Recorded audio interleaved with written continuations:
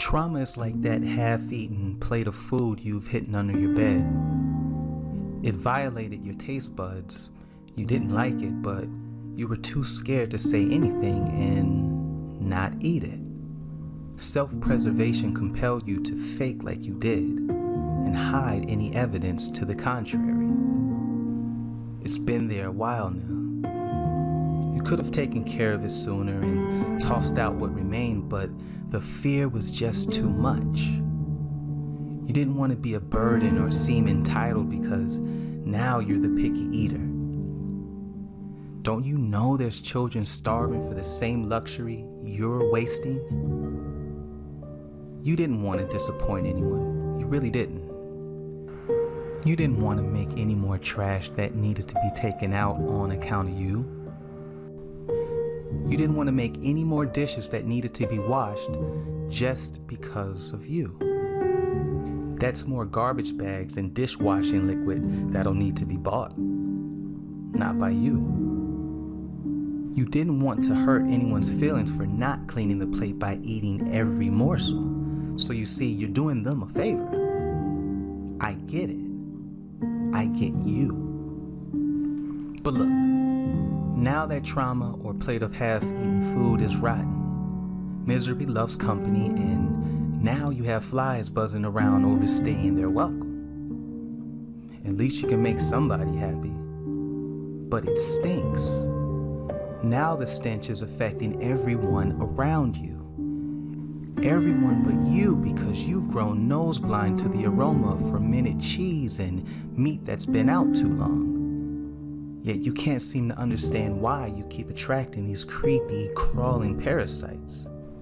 The law of attraction is funny, isn't it? You just want peace that comes with laying your head somewhere you won't regret when getting up.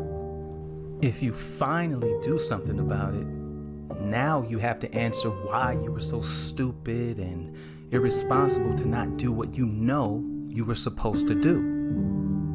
Now you have to face the fear of being called lazy or incompetent because you know better. You made your bed, now you have to lay in it or lie in it because that's what got you here. Now your ability to make decisions come into question. How can you manage a household if you can't even manage your dirty dishes? You're embarrassed because they're right. Why didn't you do something sooner? No, you didn't make the food, they did. If they would have just made something better, then none of this would be happening. None of these plates would be stacking up. The smell, you wouldn't be so smelly, So what do you do now? You leave it. Look at all the things you gain from keeping that rotten food exactly where it's at. You're not a burden. You don't have to face any fears, judgment, or insecurities. You're protected. The way you look in the eyes of others is still intact as you haven't disappointed anyone. You're good. Despite what you're going through, you're still a good person. You're not responsible for all that drama by drawing all that unwanted attention to yourself. You're safe. Anxiety and the illusion of what just might happen made sure of it.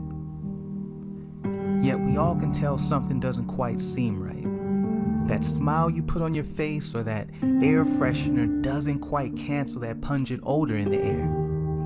The ping pong game where you place blame on yourself, then others, then yourself has gotten you pretty exhausted.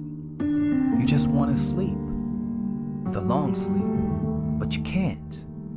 Now your roommate or next door neighbor has bugs crawling on them too. That's the last thing you wanted.